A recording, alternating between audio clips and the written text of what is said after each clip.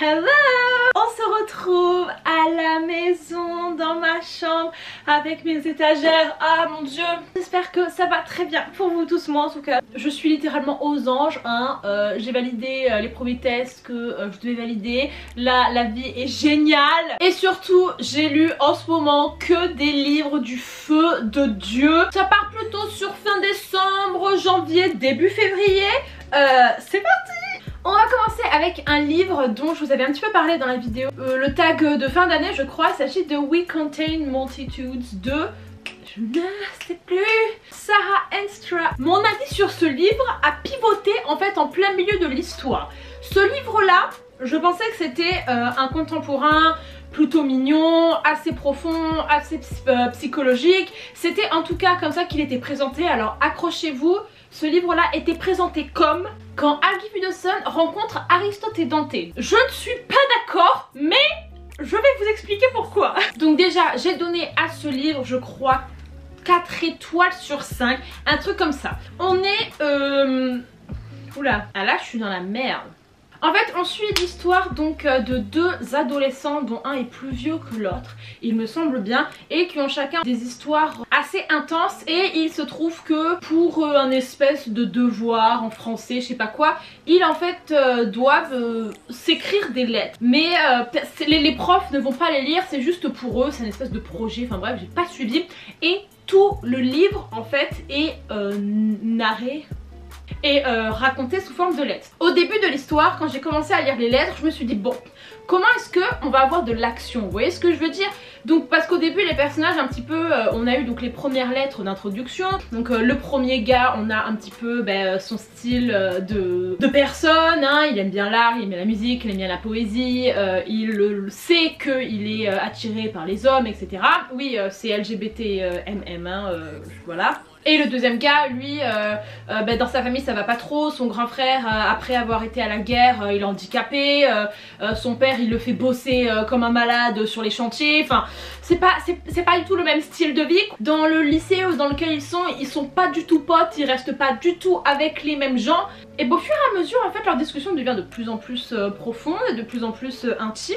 Le père du gars qui est plutôt assez doux, assez gentil, poésie et tout ça, il va vouloir en fait refaire son toit. Et du coup qui appelait que l'autre gars qui fait de la maçonnerie. Et du coup en fait le gars un peu dur et ténébreux, il va refaire le toit du gars plutôt sympa. Et donc ils vont commencer un petit peu plus se voir. Et là les choses vont s'accélérer. Au tout début de cette histoire, je pensais que c'était un contemporain assez mignon, assez doux, assez poétique et tout ça. Je me suis dit ok c'est cool. L'histoire peut-être mettait un petit peu de temps à démarrer, mais disons c'était très bien écrit, moi j'étais très intéressée, les personnages me plaisaient, je me suis dit ok ça, je vais passer un bon moment. Après il n'y avait pas vraiment la magie de Algie Fudosson et Aristote et Dante, mais c'était quand même un super livre. Et là le livre a viré de bord. C'est-à-dire que moi je pensais que c'était un contemporain tout cute, tout oh là là c'est mignon, nanani. Et en fait non, ça s'est retrouvé être un truc beaucoup plus réaliste, beaucoup plus tendu et beaucoup plus pas violent, mais il y avait certaines scènes qui n'étaient pas mignonnes, qui n'étaient pas très douces et qui étaient vraiment dans la violence. Je comprends ce choix de l'autrice de ne pas faire ce livre tout cute parce que ça se passe pas toujours comme ça. Et en fait il faut un petit peu changer de bord au niveau de son cerveau, de se dire ah ok ce livre là ne va pas être tout mignon, ça va être crade, il va avoir du sang et il va avoir des choses assez pas cool qui vont se passer. Ok. Et à partir du moment où tu acceptes de changer de vision sur le livre, tu acceptes certaines choses qui dans l'absolu, si jamais le livre était censé être mignon, tu aurais dit mais arrêtez, qu'est-ce que vous faites là? Et en fin de compte je trouvais que ça rendait l'histoire beaucoup plus poignante parce que si jamais le livre était resté dans oh la vie est belle, la poésie, nanana, et malheureusement il y a des livres qui le font beaucoup mieux. Il y a des livres qui font beaucoup mieux ça. Et du coup il n'aurait pas autant marqué que là, le fait que d'un coup ça vire de bord et on commence à partir dans des trucs un peu des trucs beaucoup plus crus. Et du coup ça a donné au livre beaucoup plus de cachet parce que voilà il s'est approprié en fait quelque chose. Le deuxième livre dont je vais vous parler m'a secoué, mais tellement violemment. Donc merci Nina Quill qui je ne sais pas parce que c'est toi qui m'a donné l'idée de lire ce livre. Qu'est-ce que c'était affreusement bien. Je vous parle de Le Roi des Cendres, The Wicker King de Kay Ancrum, quelque chose comme ça. Ce livre-là, j'ai réalisé à quel point ce que j'écrivais était nul quand j'ai lu ce truc. 5 étoiles, 6 étoiles, 7 étoiles sur 5. Pas forcément parce que ce livre a résonné en moi, mais par la puissance de ce qu'il raconte et la manière dont c'est affreusement bien écrit. Toutes les médailles du monde en termes de technique d'écriture. Ça, c'est un contemporain qui peut être assez perturbant pour certaines personnes. On parle de beaucoup de choses en termes de maladie mentale. On a tout ce qui est les hallucinations, anorexie, anxiété, enfin il y a plein de trucs. Donc si jamais c'est des choses auxquelles vous êtes sensible, faites gaffe parce que ce livre là en fait le traite de manière très réelle, donc il n'y a aucun embellissement. Donc on va suivre là deux adolescents qui ont une relation, mais au début je ne captais pas. J'ai passé les 20 premières pages à essayer de comprendre c'était qui Jack, c'était qui Auguste, parce que je faisais que de les confondre et je ne sais toujours pas à ce jour qui était qui. Donc soit c'est moi qui ai mal géré ma lecture, soit c'est l'autrice qui vraiment a fait un travail pour qu'en fait les deux se mélangent tellement, les deux sont indissociables que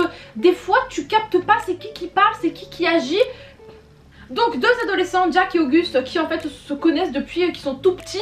Ils sont pas forcément amis au lycée, ils traînent pas avec les mêmes gens, ils n'ont pas vraiment les mêmes caractères, mais ils ont en fait ce lien très fort.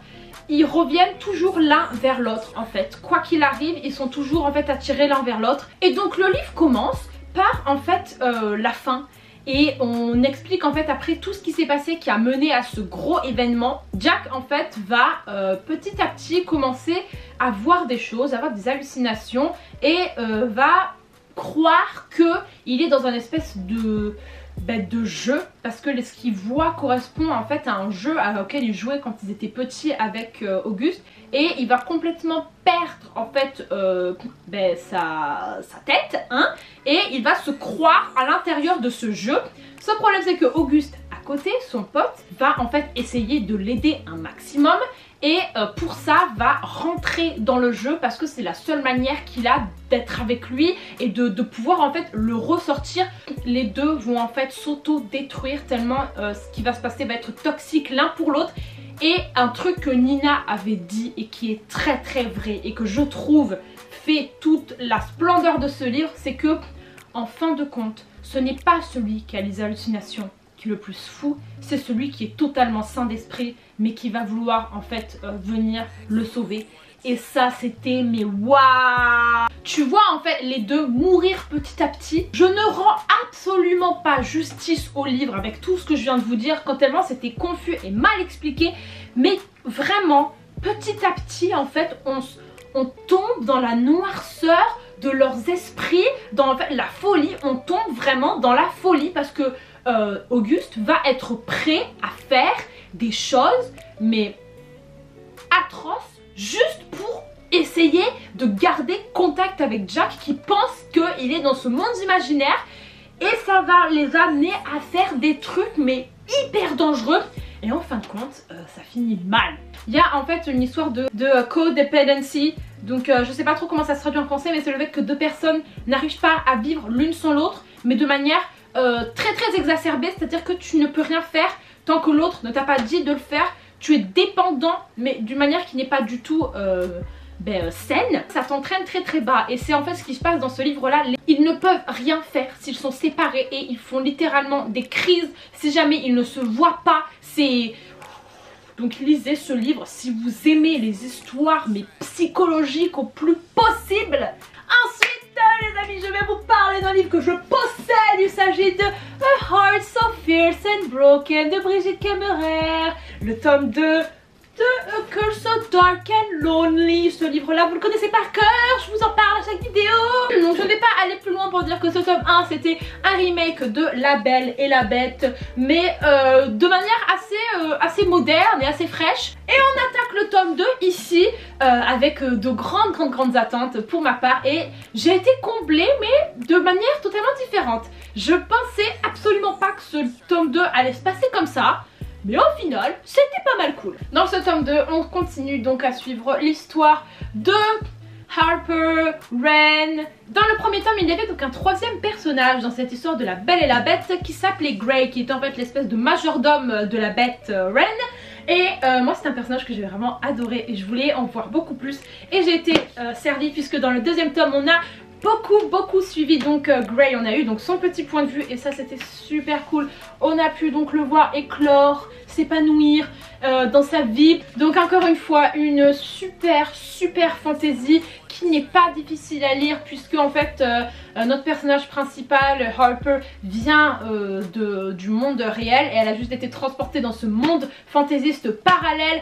Et du coup c'est sympa puisque de temps en temps on a des références à des choses du monde réel et elle essaye un petit peu d'amener le positif de notre monde actuel dans ce monde de fantasy là pour les aider tout simplement. Il y a des histoires de complots, de royaumes, de stratégies, de prisonniers, de guerre. Yeah!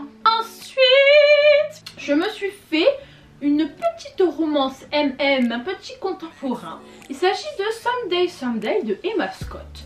Et j'ai été très agréablement surprise.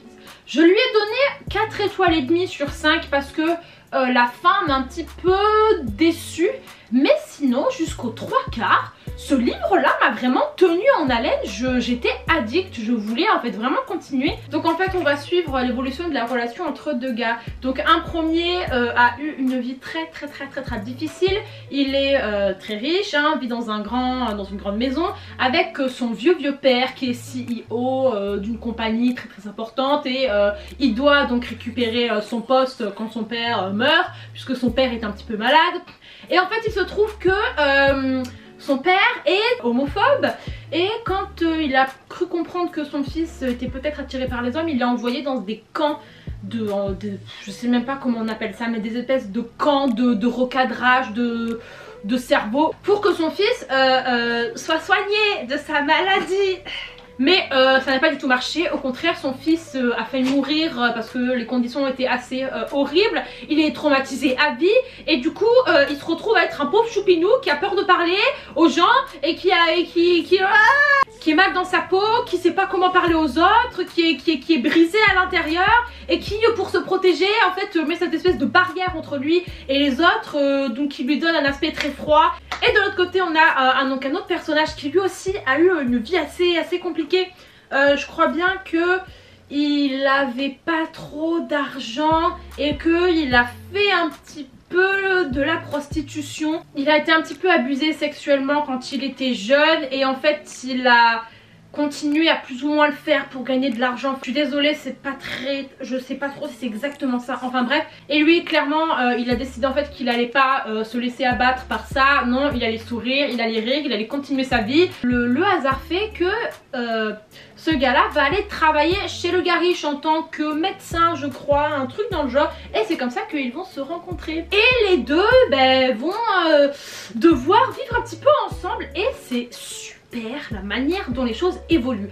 Vraiment cette histoire, moi j'ai été bluffée par la montée en puissance. D'un côté on avait le petit choupinou qui lui il avait peur dès que l'autre gars entrait dans la pièce. Et de l'autre côté on avait l'autre gars qui comprenait pas pourquoi petit choupinou il faisait que de partir en hurlant à chaque fois qu'il entrait dans une pièce. Et en fait on se régale de chaque petit regard, petite attention de l'un vers l'autre. C'est ce genre de livre où toutes les petites choses mais ont une valeur énorme et c'est le slow burn de l'année. Le seul truc moi que j'ai trouvé dommage c'est que une fois qu'ils avaient chacun un petit peu laissé de côté leur peur et tout ça et que c'était plus ou moins mis ensemble, et à partir de là l'histoire est retombée direct. Genre c'était en mode bon voilà ils sont ensemble, hop tu fais... Mais sinon tout le reste de l'histoire était vraiment super top. C'est fini, c'est fini, c'est fini. Dites-moi si jamais vous aussi vous avez lu certains de ces livres là ou si jamais certains vous intéressent. Et puis aussi j'ai pas pu encore vous le dire clairement dans une vidéo, mais merci beaucoup pour les 100 abonnés. Je les ai dépassés, c'est un truc de fou, vous imaginez même pas. Donc j'envoie des bisous à chacun d'entre vous, c'est trop gentil de me suivre et de regarder mes vidéos. Voilà, vous n'imaginez même pas, moi en tout cas ça change ma vie petit à petit. Et vous êtes les meilleurs, voilà, c'est trop bien. Donc restez là parce que le prochain mois il risque d'avoir des choses assez révolutionnaires sur cette chaîne YouTube. Je sais pas encore si je vais assumer, mais je crois que je vais vraiment le faire. Donc stay tuned, stay tuned. En attendant, je vous fais des gros bisous et je vous retrouve dans une prochaine vidéo. Bye bye.